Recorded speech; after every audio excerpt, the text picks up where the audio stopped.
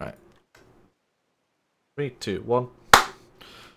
Hello guys, and welcome back. This is going to be episode 2 of the ongoing analysis series, which I shall be doing once every 2 weeks. It's NRG vs Obey game number 2. And as we saw in game number 1, NRG took it down after one decent team fight. They win this game as well. I don't know how this one's going to turn out to go, but we're going to find out along the way. Gonna quickly go over the drafts once again like we did in game number 1, so without further ado, let's go over the blue team, which is going to be NRG yet again for this set. Obviously, losing game 1, Obey had choice of side on game number 2, and they chose second pick. NRG, they went for a Camazot's solo, currently the best solo laner in the game. It has fantastic sustain, great damage. The power buff that he gets from his Screech as well means that he outboxes pretty much everybody. Raven jungle, he played phenomenally well in the last game. No reason to shun it again this game, and again, like last game, was a good counter to Dargy. Still gonna be the same in this game. Yaman on Janus, insane rotation ability from the Janus. Well, probably the best mid lane god in the game right now. I personally think he's better than Thoth. But that's, again, just a preference thing.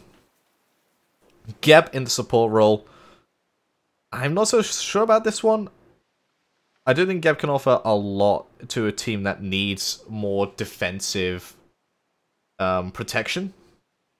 But this composition doesn't really need that. They have two people who can go immune for a tiny bit or take damage reduction. They have somebody who can rewind time and just heal back up to whatever it was 8 seconds ago. They have somebody who can go through fucking walls over to the other side of the map. If they wanted to.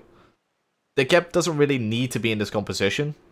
It's there more as the initiating factor.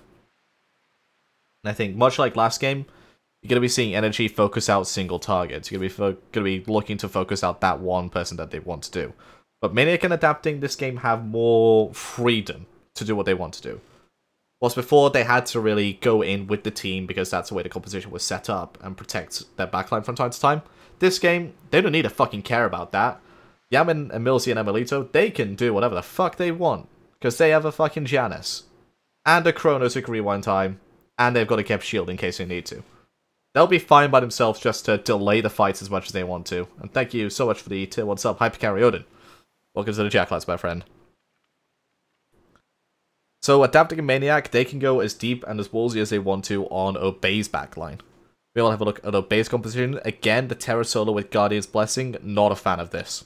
It didn't work out last game. I don't know why they're going to run it again. Just take it away from Milsey. Why not just give it to Rafa in that point? That place. Why not give it to Rafa and have Sailor on something different? Have Sailor on something more aggressive?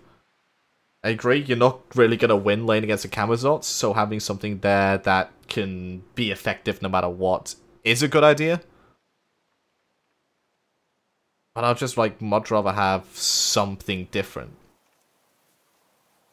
I'd much rather have a Cullen in the solo lane at this point, because at least then he can go in and disrupt the backline and be more assertive, whilst Irafa as the support, who is innately going to get less experience, is still going to be effective whilst playing Terra. Terra is a god that doesn't really need to have levels or items to be effective. That comes from the effectiveness from Terra comes from her abilities. So you do technically need some levels, it's not super impactful. But while they have the same setup pretty much everywhere else, apart from the Kakon support, because Geb was over on the other side. Kakon support, this is where the fat ends, I feel. This is where Kakon support just died down, because teams know how to deal with it now, teams know what to expect from it. It gives you good control, it gives you good pressure in the dual lane, but if nobody's in dual lane, what's the fucking point? Of course, the core 3, well, the other core 3 of Dargy, Ra, and Jingwei, the same as last game. Look at the bans. On Her was a pick, Hachiman was a pick.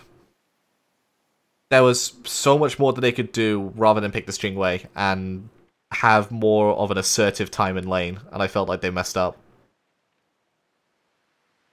I felt like against the Chronos, you're going to go on her. You have to go on her. Just have that CC immunity, have the ability to burst him down before he can go into his ultimate. Go with Hachiman as well, if you wanted to. Just have something that destroys the Chronos in the early game and doesn't allow him to get to that late game. Because Jingwei will allow you to get to that late game. If you play out the matchup correctly, Jingwei shouldn't be able to kill this Chronos. I do agree with the Nuwa ban, though. The Nuwa had to be banned out from the last game. It gave NRG too much impact in those team fights. He let Yaman have Yanis, though, which is not the best thing in the world, but it's not the worst thing. I feel like they could have done their trade-off. They could have left either Nuwa or Janus open and then picked one of them themselves. I feel they should have let Nuwa through and then picked up Janus. I feel like that's what they should have done. Because you have a look at what was picked up on the side of NRG and look at what's available. You have... So that was something else completely. Let's say that's a Raven ban, for example. You then have Janus, Ra, Darji, and Camazots available to you. You get 2 of them guaranteed. You get 2 of them guaranteed. And that's just going to be more impactful. I felt like this drafting phase, again, goes the way of NRG. As you can see, we have made a slight change due to a suggestion. Tags at the top are now going to be player names along with the clan rather than the god names. Fast forward through the early game a bit. Minions have spawned. I like the fact that Irafa shied away from this Warrior's Blessing study at the very beginning of the split. Warrior's Blessing on the support, not that great. And what he's doing here is just being impactful, just being a nuisance. This is what he should have been doing last game. And he makes a decision this game. He comes into the lane this time and helps his team get pressure. Odd use of Curse. But yes, his team gets pressure now. That's all that needed to happen. They evade on that red buff, and now they're going to go all the way to purple. Invade that. They're going to lose a wave. That wave's already gone. They might as well fucking take away this purple buff. Deny more farm. No? Alright. Miscommunication there on the side of Obey. This was Athena banned. No, Athena was not banned.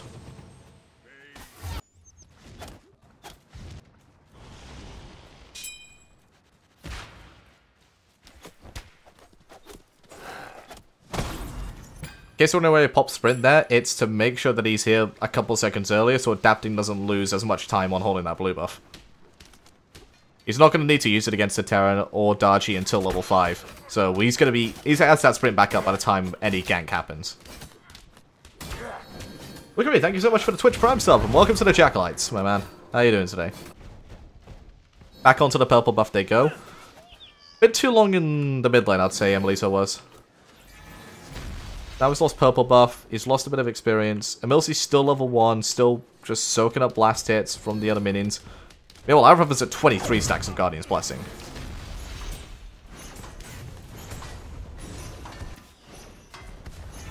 Perfect timing.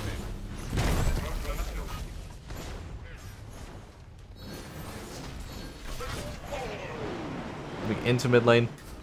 Actually, Emilsi recognizes this invade from Irafa. He's about to transform. Good CC chain. Very good CC chain.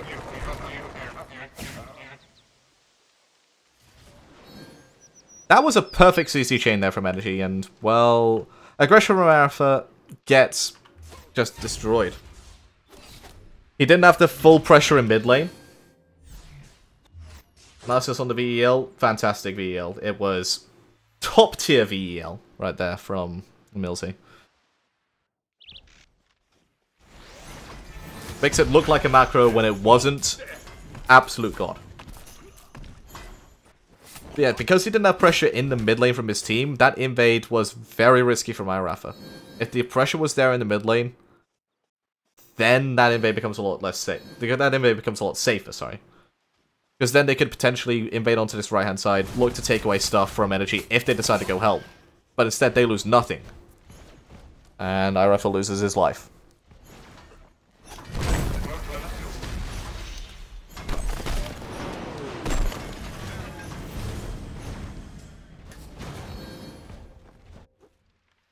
Actually coming out here from Twig over to this left-hand side. They're looking to put the dual lane behind again.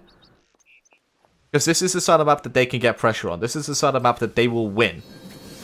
Because there's no way that this side of the map is going to go any way but Maniac's way. However, jumps there to stop himself transforming early. Let's keep that transformation before.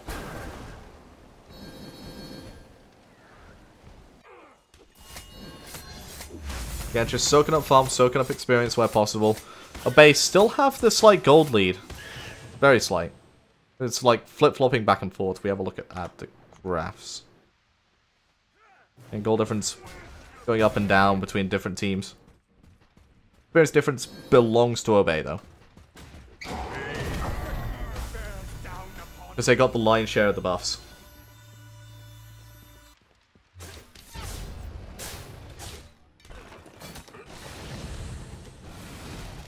Again, if you have a look at when Deathwalker plays solo lane Guardians, like back when... Well, he did this on stream once. What he did was he stood here. Stood right here in front of the tower. So that he soaked up the tower hits from the archers. He soaked up the tower hits from the melees as well.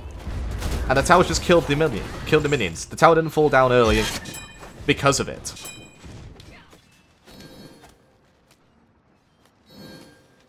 Like, he's just trying to offset some gold loss from the tower, but that's not gonna be too impactful.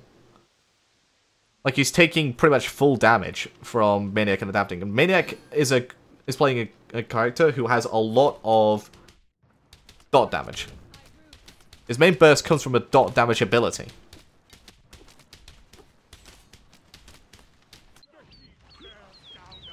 This way. Like, he will have a better time surviving in lane and being more impactful in this game if he goes for that Warrior's Blessing, in my opinion. Like, you can out-clear the Cambasots. You don't have to be afraid of him. You can just out-clear and then fuck off into the jungle. Look to put pressure elsewhere. You're a terror. If you get ganked a couple times, if you get put a couple levels behind, so what? You're still impactful. Out comes the ult, because look what's happening over here. What's going on? Snipe off the mark, but through the portal goes Emilito. RF gets killed onto a Milsey. Doesn't VEL back. Misplay of the highest caliber. Meanwhile, over on this side, the gank did eventually happen, and Maniac does get a kill on Zelia. We're going to quickly rewatch this gank over here.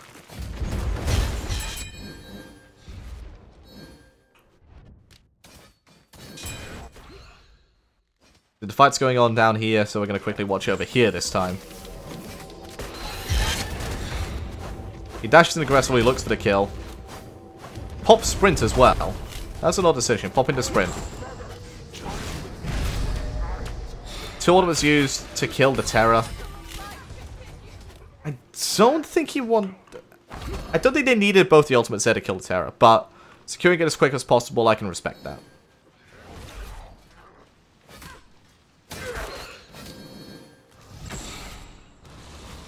I don't think Watchers in Season 4 on solos was good. I don't think having Guardians Blessing on solo was good. I think if you're playing it aggressively... A good hold here by Yaman, just make sure Adapting gets some experience. But I think if you're playing it aggressively, then that's fine. But if you're playing it the way Zelia is playing it, where you're literally just letting everything die to tower, without trying to clear it at all, and letting your tower die this, like, tower be at this health this early, it becomes a detriment to your team, because you just lose so much pressure on this side of the map. You make life harder for your jungler by doing so.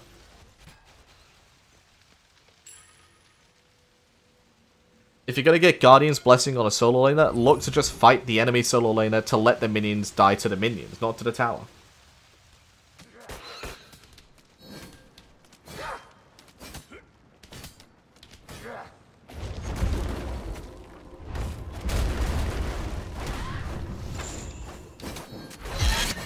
adjustment made in this game here by Ataraxia goes for the Devourer's Gauntlet straight away.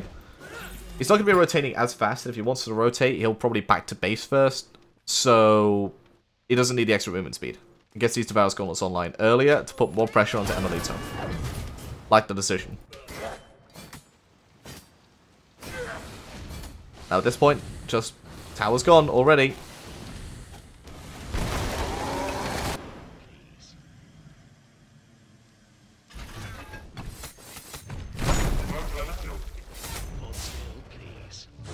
Again, Invader onto the purple buff, Emilito being put slightly behind. But because Ataraxia has been splitting a lot of experience, they're super far behind. He's not ahead, sorry. Emilito should be a level or two behind given those invades. But because he's had to split so much with Irafa, it has put Emilsi behind. But Emilsi doesn't care if he's behind, he's a Geb. Well, just there, from there to cleanse, there to cataclysm. Fight going on over here. Rafa knocking up Maniac, who's made a solid rotation here. And they're going to go full on the aggressive here, our energy. Looking for Twig is Maniac. And here comes Adapting. Like I said, it's going to be more liberal with their dives. They're going to be able to dive further into the backline. Meanwhile, look at the rest of energy. I'm going to be over here claiming this buff. Rafa nearly did himself. Time Rift. Doesn't need. Maniac's over there already. 2-0-1 for the solo laner. Big rotation coming out from Maniac. Adapting, wrapping around the back of the fight with him. And free Gold Fury here for energy. Obey. Got caught out.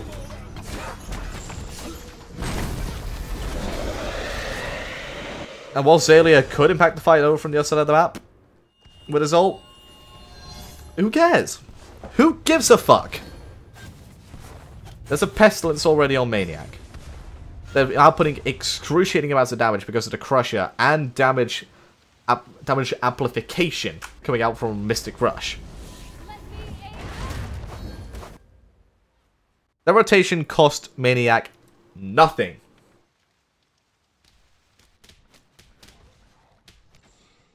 Absolutely nothing.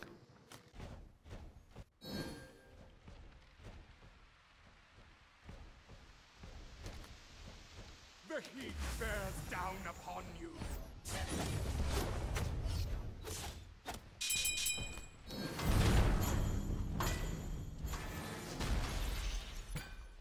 Araxia now in the level 10, but because that fight went south, they did have to give it the purple, but there is a ward here by energy. They want to get the timer back on it, and they have done so successfully, so that ward's no longer going to be placed. So flying into mid is Ataraxia, looking for any potential counter engagement onto this portal demon or on push onto this mid tower. He has the lead in this duo lane. He's trying to push that into this mid lane, but there's nothing to garner. Energy are playing it well. They've realized that the duo lane is a bit behind. They haven't got the pressure that they wanted, so let's just play a bit further back when Ataraxia is not on the map, when Emil doesn't see him. It's going to be a gank attempt onto Zalia. Look at this. Out comes through space and time. Doesn't hit. Blink Cataclysm. Looks like the ultimate didn't even go off there from Zalia. The knock-up stopped that ultimate from going off. Yaman caught out by Captain Twig. Good to get through the fucking portal. Milsey should be dead here. Sniped just off the mark. That looked like it hit. That did look like it hit.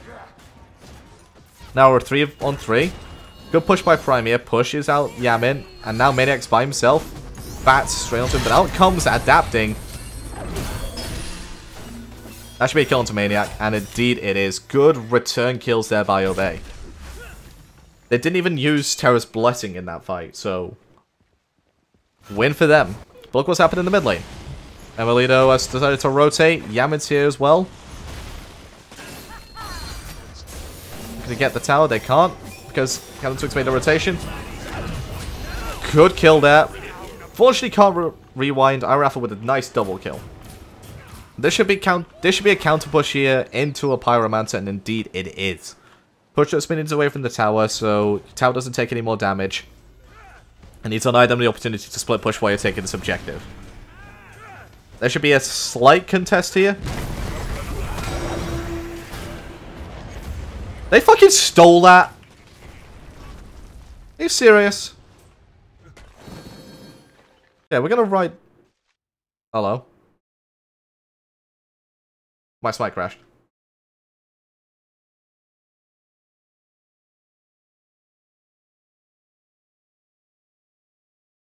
No, we were going back to watch it and then my smite crashed.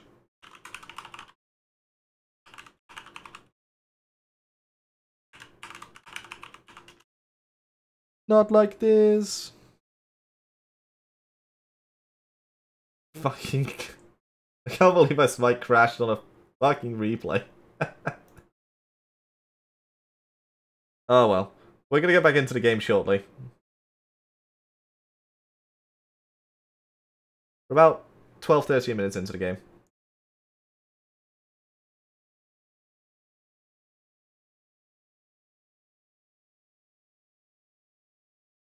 Everybody raise your Deathwalker W's if you have them in the chat.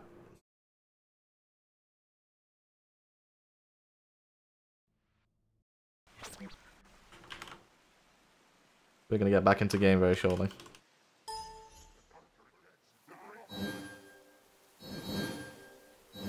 Minions have spawned. Zoom past the early game bullshit.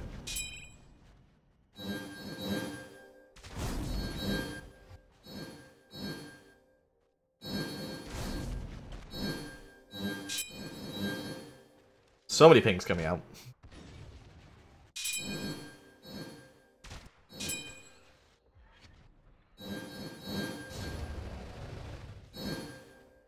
Those ping sounds though. Yikes.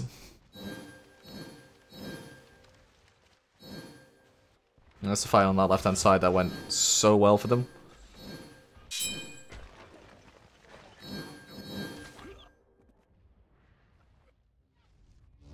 I need to beat this fight over here first. Killing spree.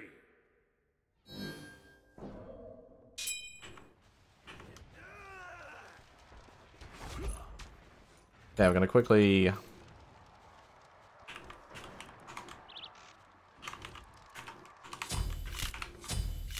Double kill. Okay. So we're gonna be riding along with Adapting here, as we watch him steal the Pyromancer with an overhead kick.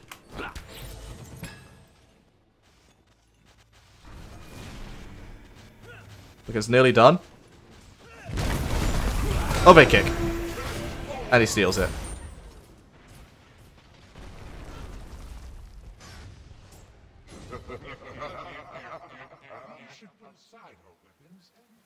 Unfortunate play there from Obey, but they really should have been securing that. They had Raw Ultimate.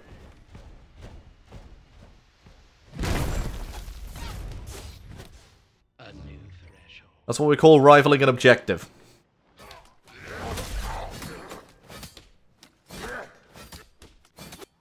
I mean, he's 3 levels behind. He's got to find joy in something at this point. I'm enjoying the fact that his team is ahead, very so slightly.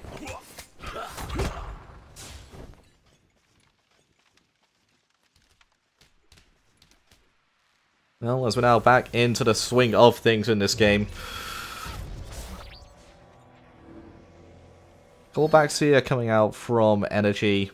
Nothing really to gain on the map here for Obey. And this is the time where you really want to be backing. There's nothing on the map to be taken advantage of. If you have the money to get... If you have the money in your inventory to go back and buy stuff, do it. Then bang.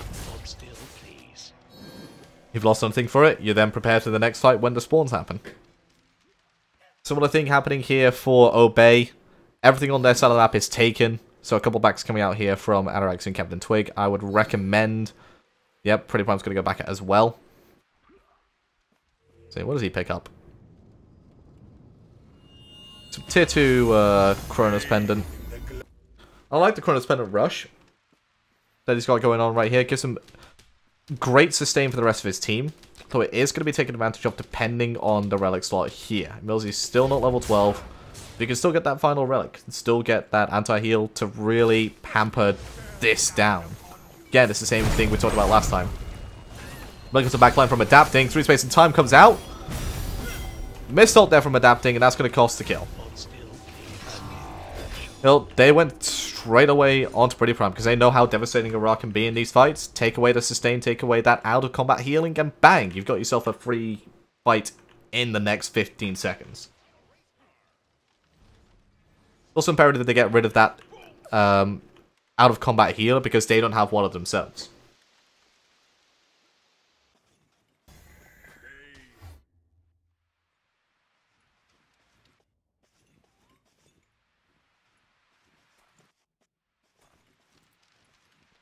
Hold still, please.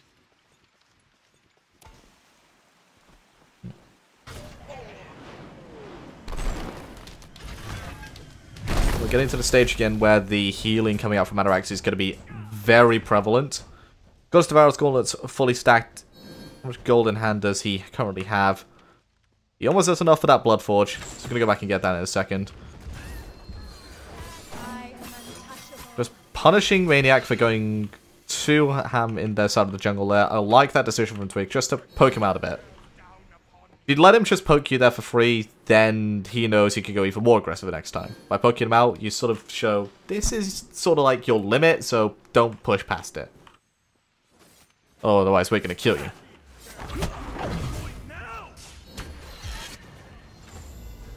And that Maniac's just going to push past it anyway and still poke out because the rest of the team was focused on getting these Oracle, getting these Harpies. Oracle's already down. Grouped up here are Obey. Small group here from NRG as well. Looks like a fight's going to start breaking out any second now. I'd imagine it's going to be over on this tier 1 tower or tier 1 tower in mid.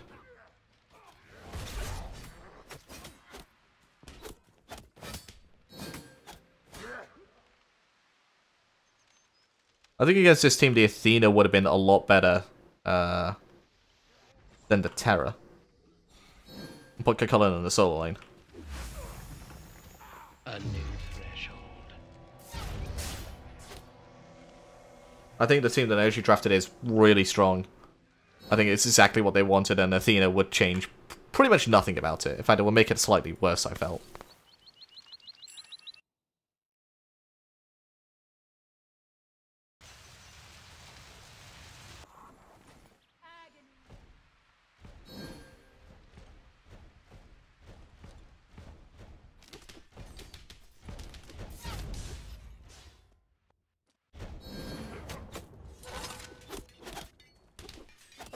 Just denying minions over here, that's what they're doing.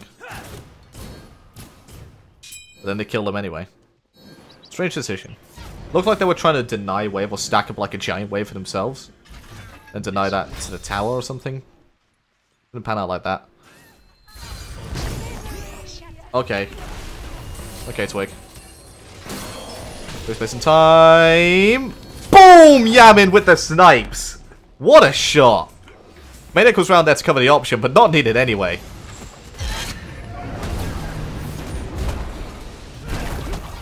Raphael's going to be the next focus of the team. Meanwhile, left-hand lane, Amelito split pushing. That's what he needs to do. So looking at Irafa again. If I'm Obey, I'm looking at a Milsey. That's exactly what they're doing. Both supports fall down. Looking at Araxia next. Yamin focusing on the wrong target. We should be looking at Araxia. They force him out with his ult. Now look at Prime. Or Emil, or Azalea, depending on who you want to. Free tower.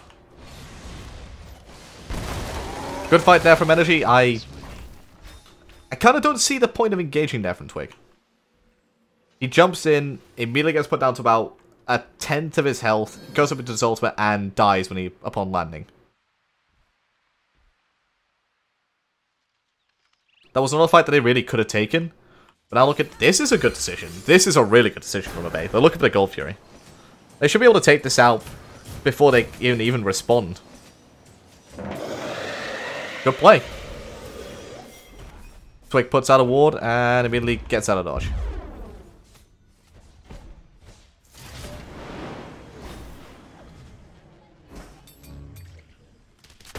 Those got body blocked by a fucking Terror Pillar there. But now this is an immediate response from NRG going over towards this Pyromancer. This should be theirs to take if they're set up for it. Looks like they are. Free poke onto two players there from Yamin. Janus. Well, Irafa being zoned out here by Millsy and Emilito. The Emil lane.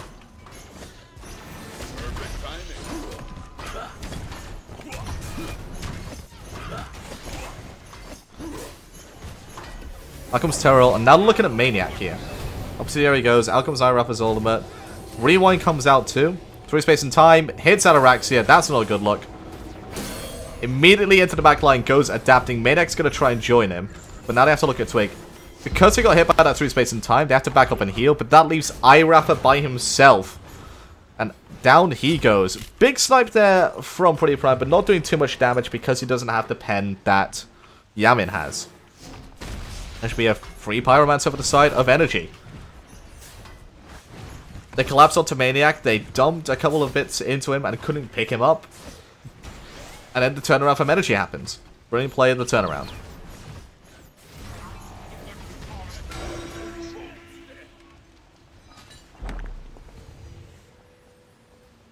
If they used that Ra heal as an in-combat heal on top of Irafa, they might have been able to turn that one around. But backing off, making sure that they were all safe, and only giving up Irafa and then the Pyromancer. Obey starting to lose a bit of control from this game. That's what I'm saying, like, instead of Terra, get the Athena, and then put Kakula in the solo lane. That was my suggestion.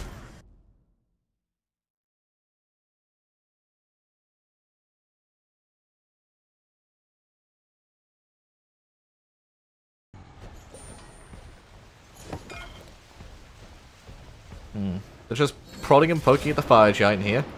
There's a couple of basic attacks, just seeing if they had a ward on it, if they had a ward anywhere nearby, to then come and respond to it. No response? That's fine.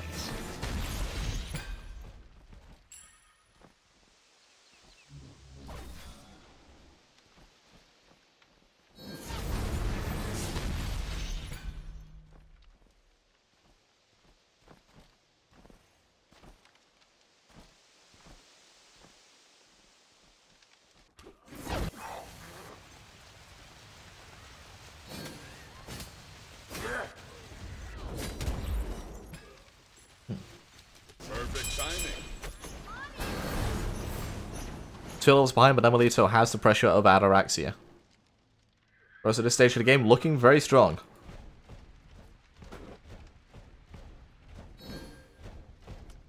Cool. Alright, this stage of the game, it's 3.5, maybe 4,000 gold in the lead for NRG. Obey need to be grouped up, because that Terror Ultimate was just used to get Iraf out of zero danger. Slight bit of miscommunication there from Obey, and that's one big teamfight ultimate down for free. And Lisa gets a kill on Captain Twig because, well, he was caught out. Let's watch back what happens over to Captain Twig.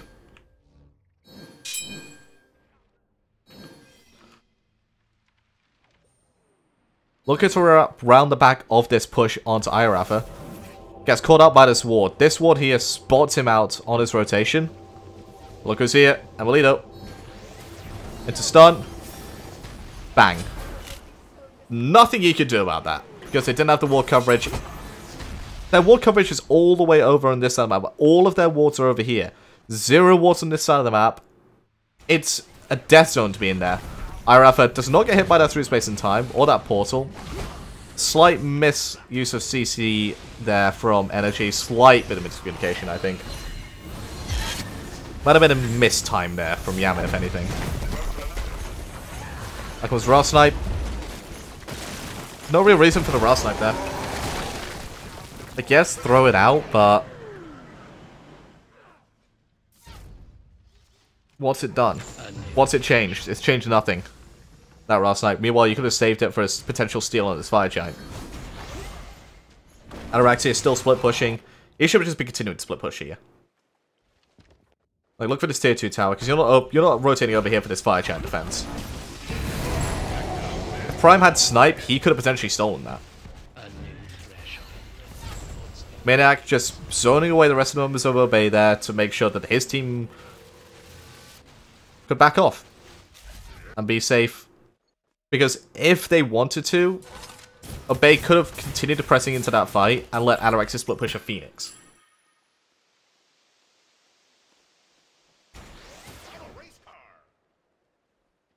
Spirit buff is not going to find it.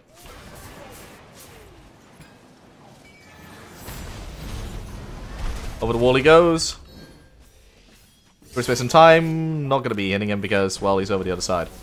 Out comes Aegis, Beads, Terror Ult, all because of a Blink Ult from Emilzy, and because the 3 space and time went down. Free Gold Fury over here for NRG as well, and it's going to extend their lead to around 5,500 gold. Even 6,000. Yeah, cool. Well, it's about 5,500 gold at this point. 1 tier 2 remains, 3 Phoenixes remain. Obey are on the ropes here. Their teamfight doesn't do well from behind. Their teamfight is abysmal from behind.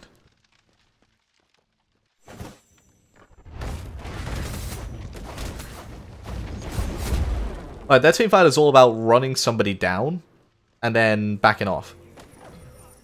And they can't do that because they can't run people down. Like, from this composition, I see very little opportunities to win fights unless the NRG is ahead. That's the same thing that was in game 1, considering it was pretty much the exact same composition. And NRG recognized that both games. They focused out Twig in the fights first, they're trying to focus out Prime next, considering he would be the next Danger Man, and everybody else will fall like dominoes after that. NRG's spot on with their recognition of the enemy team's composition and their win conditions. Look what Maniac does there. He just goes into this little cubby over here just to make sure that there's multiple angles of attack. Forces a bigger split. There's space and time, and Ataraxia is dead. Did he die to a streak? No, he died to bats, I think. Snipe comes out, hits Yamin, not Emilito. Emilito thought the snipe was going on him, hence the rewind. Teleport in there from Twig. They're going to kill Maniac. They're probably going to kill Emilzy, as we're concerned they don't have CC immunity. Cleanse onto Maniac. Good play there by Emilzy. The Yamin kills Twig for it. Captain Twig should have immediately pulled both of them. The shield didn't come out until later. He wasted the opportunity to pull 2 people in there and potentially turn the fight.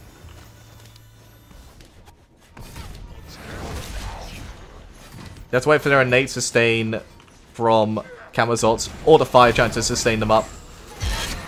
Skelly doing what he can. Frost Snipe comes out again. Hits pretty much nobody. Well, he's nearly dead there. They get the Phoenix, and now they're just going to turn tail and run. That's 1 Phoenix now for free. What do you think about the Thebes 4th item on Irafa?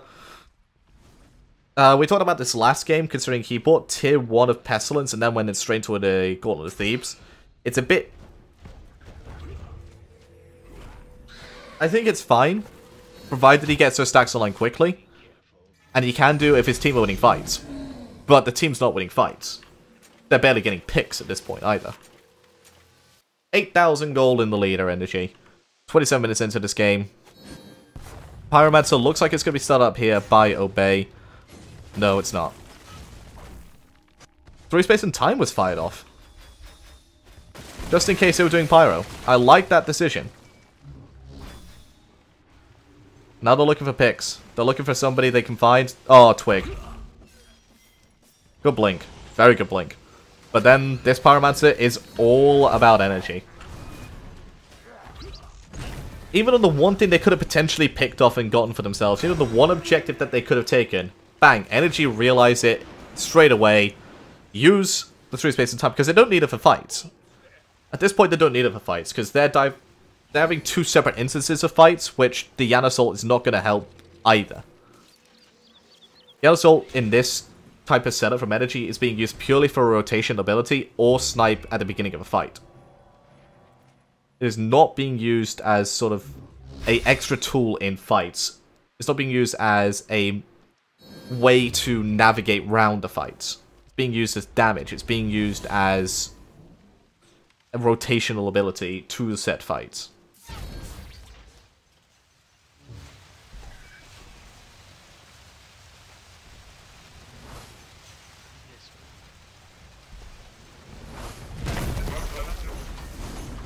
Giant being started up here by NRG once again. No contest from Obey.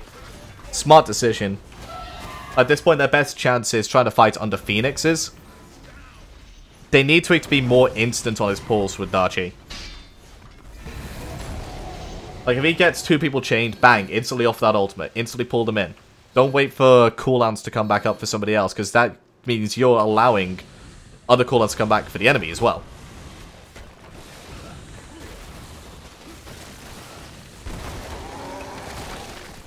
Double Divine Runes here from NRG. It doesn't matter. It's one of the best items in the game. If you have a look at it. 80 power, 15 penetration, plus anti-heal when you have Terra, Ra, Jingwei with double lifesteal. It's not going overboard. In fact, this is a moderate amount of anti-healing that they've got. I'm surprised there hasn't been even more anti-healing coming out from Emilzy.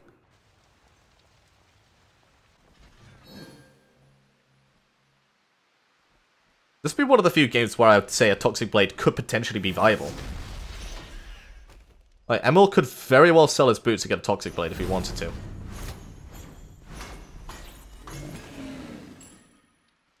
You lose a tiny bit of power, but you have the same amount of penetration, plus you have more attack speed, plus you have more health.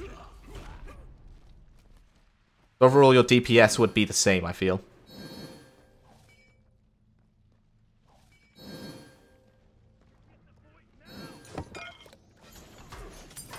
So, perfect timing on this push onto mid Phoenix. Left-hand side Phoenix went down roughly 4 minutes ago, so that's going to start respawning any second now. NRG is over here by himself, gets caught out through space and time again. Boom! Yamin with the snipes. Right, Phoenix is respawned. That's going to go down to Yamin pretty much by himself. Mid Phoenix goes down. Great split push there by the boys of NRG. Twig's going to go down here as well. Cataclysm finds 2 people. And this is going to be game, I feel. Because look at that. Emelisa wasn't even involved in either of those. He goes and split pushes his right-hand side. 3 versus 5. I'm sorry, 2 versus 5. Make that 1 versus 5. Prime versus the world. Okay, Titan versus 5. Titan can do this. No, they can't. Phenomenal play by NRG in both games. Their team compositions and their strategy just overwhelmed Obey. Obey, I felt, played a bit too timid during team fights. The early game was fine in both games from Obey. Just when it came round to team fighting, came round to picks, came round to objectives, they faltered.